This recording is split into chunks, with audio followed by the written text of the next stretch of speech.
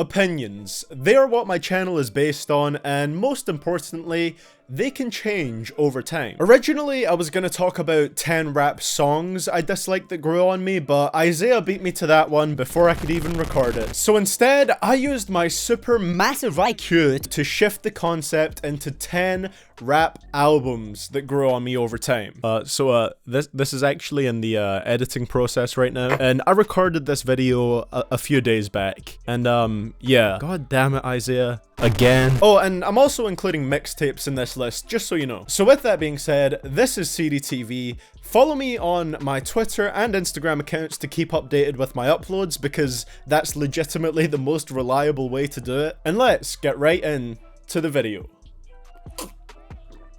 The description doesn't fit. If not a synonym of menace, then forget it. In turn, these critics and interns admitted it. I discredited this album for the dumbest reason when it came out. I was about 15 when this was released, and I was nowhere near as open back then to giving artists a chance that I hadn't heard before. So when I heard that goddamn verse from SK LaFleur on the opening song Pre, I gave up and assumed I'd hate the whole album. It wasn't even an Earl verse. I wrote off this album because I didn't like a feature that only appeared for less than 2 minutes. That's why this one is at number 10. I didn't even give this album a chance. I didn't listen to any other songs, I just decided that I didn't like the whole thing at the time. Now, don't get me wrong, I personally still hate the opening verse on the project. I talk about that more in this video if you want to check that out, but when I decided to properly give it a chance around 2 or so years ago, I absolutely loved this album. In fact, Earl quickly became one of my favorite rappers, and it makes me mind-blown that I just flat out ignored the quality that this album showcases. Ain't no need to thank me.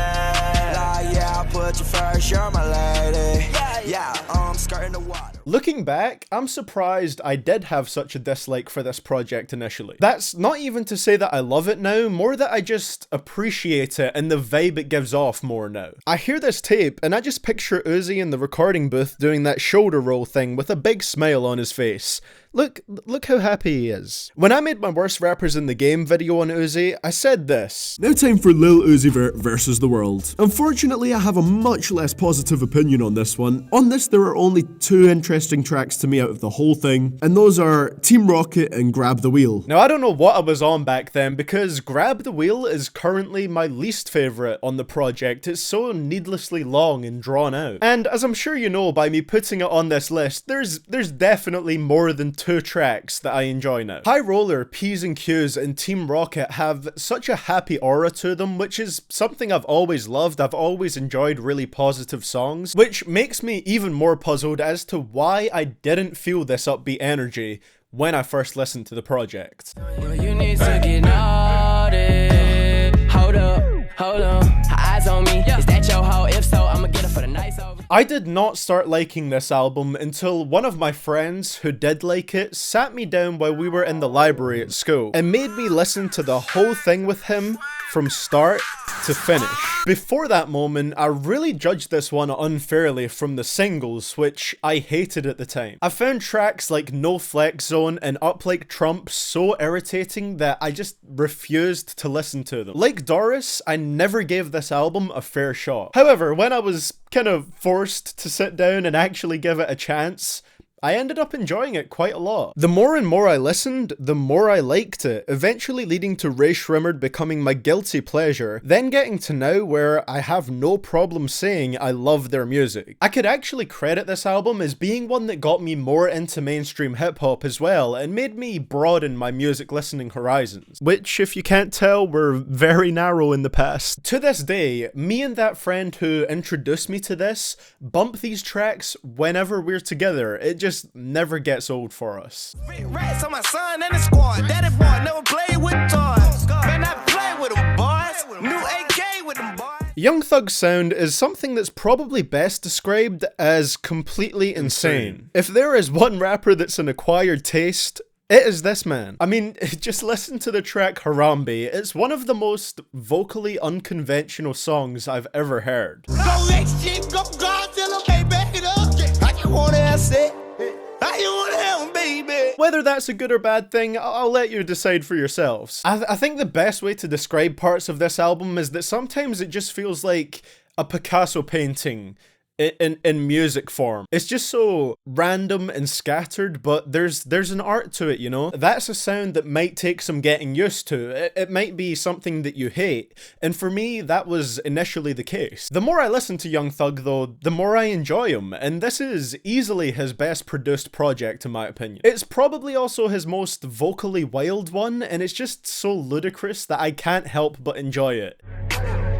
Deeper than telekinesis, deeper than your sister dying and you telling your nieces. The deeper it gets, boy, the pressure increases. I didn't really realize that I actually quite enjoy Sean's music until after he dropped I Decided. I loved that album and it encouraged me to come back to this one, which I originally disliked so much that it landed Big Sean on my 10 worst XXL freshmen of all time list. Which is a list I definitely disagree with nowadays and need to redo at some point, probably after the 2019 one comes out. This album isn't perfect and it contains some peak Big Sean brand corn, but in my opinion, it's mostly worth it for the highlights such as the intro track, Deep with Lil Wayne, or the song Paradise, which is just the best on the album. m.A.A.d's rougher industrial production is actually so well suited to Big Sean's flow that track is just ridiculous. Also, this album has One Man Can Change the World, which is just beautiful and actually has really heartfelt verses from Sean. Tell me that second verse from Sean doesn't bring a tear to your eye every single time. Yeah, this album, it's definitely better than I used to think it was. I'll admit it. You haven't been a man for like a minute. I told you that I'm in it for the long haul. You can really get the business. I'm just gonna be straight up here. I'd be lying if I said I wasn't a big old Drake hater back in 2015. So it was no surprise that back then I dismissed If You're Reading This as his blandest project to date due to the darker, brooding sound that it had. Fast forward to now and I'd say that it's my second or third favorite Drake project of all time. I'm not the biggest Drake fan, but this is definitely one of his best projects, with me coming to realize that the darker sound this project had was mostly to reflect Drake's pissed off state of mind at the time. He almost entirely put the hit-making side of his music aside and was primarily focused with straight up rapping and venting his frustrations. As is the standard, he was clearly having issues with the Young Money label and Birdman. We forever in business with Drake. Because of the masters, at least. We forever in business with Drake. What's the next deal look like? We forever in business with Drake. Something he never flat out says, but suggests quite a lot on here. And he makes it clear that even with the amount of money and fame he has, there is still frustrations that come with that. It's just one of his most interesting projects, with solid rapping and beat switches laced throughout it that make it a very fulfilling listen. I don't think I ever will be a huge Drake fan or anything, but this is a great project. 25 million my mood. I drip in my sleep on snooze. I love when I meet Jesus. And I'm dangerous, yeah.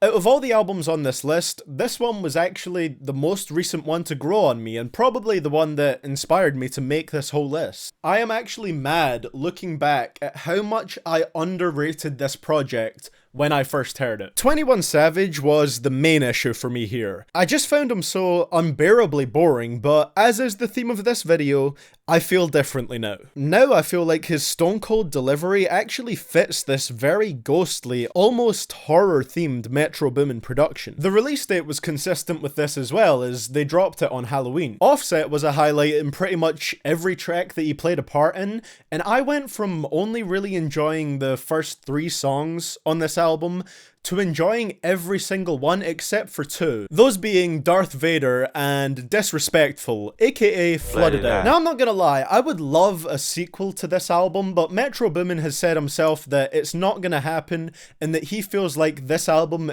you know, it was enough. Honestly, I can't disagree with them. I would like a sequel, as I said, but this is a fantastic project on its own. It's a word, it's a shame. But God, I'm good, so I couldn't be better kicking dirt on the shirts and the legs. Keep a tab on my exes, keep some X on my tongue. Much like Young Thug, Chance has a wildness and eccentricity to his music that can take a little time to acclimate to at first. His voice has a purposely childish tone to it, and it took me a while to not find it annoying. I always loved the jovial sound most of this project exudes, but the voice was that main barrier for me. As you might be able to tell from this video, if you have an unconventional voice, sometimes it's going to take me more than one listen to come around to it. And I am so happy that I did come around to this one, because now it's one of those mixtapes that I can play from cover to cover and enjoy nearly every track so much every time. Chance is pretty damn unique, and I can't even imagine how mesmerizing this album would be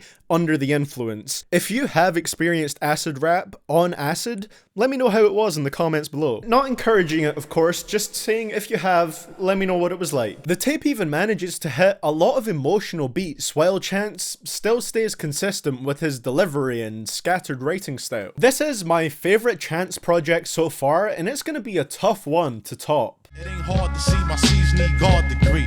I got mouths to feed, unnecessary beef is more cows to breed. I'm on some tax-free shit. Being a very lyrically focused 90s hip-hop album, this one is entirely different to every other album on this list. It just goes to show that even legendary albums that are considered to be the greatest of all time, such as this one, might not hit for everyone on that first listen. Hell, they might never hit. At first I found this one hard to get into because of GZA's monotone delivery among other things, but luckily this really did grow on me and is my favourite Wu-Tang solo album from what I've heard. GZA is an incredibly talented writer, painting vivid pictures about street life and crime on tracks like Gold with his expansive vocabulary. One thing that makes me like it so much is that this album feels really in line with Enter the 36 Chambers, using sizable samples from the film Shogun Assassin and utilizing a very similar production style from RZA. His typically monotone delivery doesn't bother me at all now, because if you focus in on the lyrics,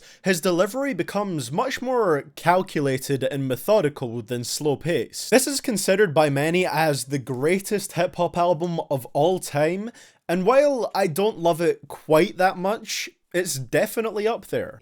Just promise me you tell this story when you make it big. And if I die before your album drop, I hope.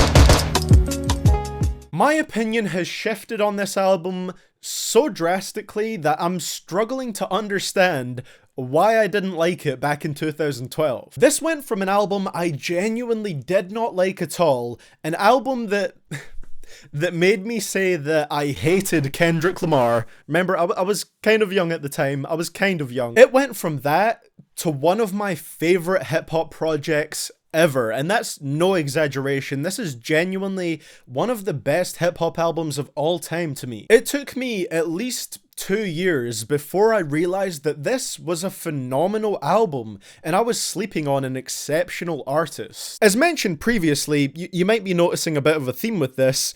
When I was younger, I had a habit of not accepting an artist if their voice could even remotely be described as annoying. I know it's ironic because a lot of people dislike my videos for the same reason, but with Kendrick's various vocal inflections, he definitely fit that description. On top of that, I didn't really think about how the songs fit into the concept of the album, so I just took songs like Backseat Freestyle to be very typical lyrically, and that kind of put me off as well.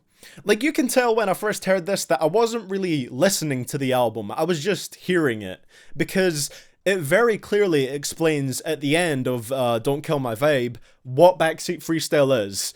And I basically just ignored that. Remember, I listened to Hopsin a lot as a kid, so if you rapped about anything like money or women or trying to get fame, then you weren't a real MC to me. Yep.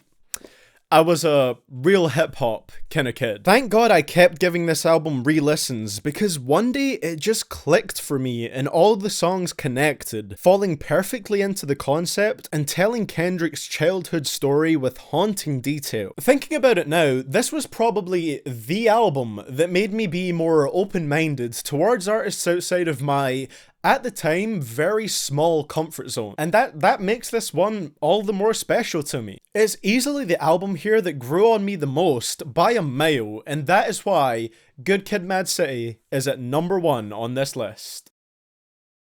Well guys, that is going to be it for the video today. Thank you so much for watching. If you enjoyed this one, I would appreciate you leaving a like, and of course, subscribing if you want to see more content similar to this. Also, let me know down in the comments what are some specific albums that you didn't like that grew on you. I'd be interested to see how much your choices line up with or differ from mine. Thank you so much for watching.